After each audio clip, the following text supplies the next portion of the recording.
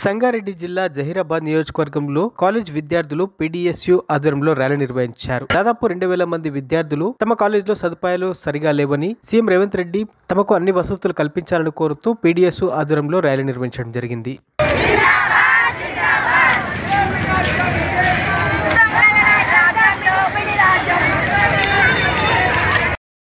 విడుదల చేయాలని స్టూడెంట్స్లు ఈరోజు జహీరాబాద్లో ర్యాలీ తీశారు. దాదాగా 2000 జనాలు ఉన్నారు.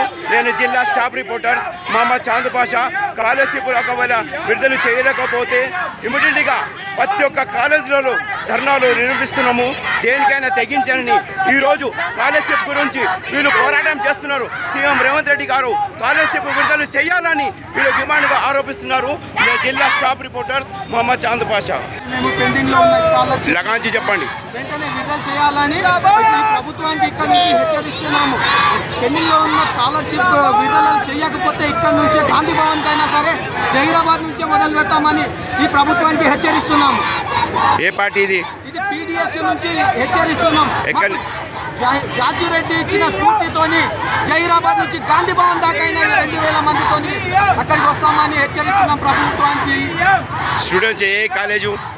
జహీరాబాద్ లో ఉన్న ఆల్ కాలేజ్ స్టూడెంట్స్ ఉన్నారు. ఇలా పేరు చెప్పండి, కాలేజ్ పేరు చెప్పండి, మీ పేరు చెప్పండి, ఎక్కడి నుంచి అందక ర్యాలీ తీస్తున్నారు?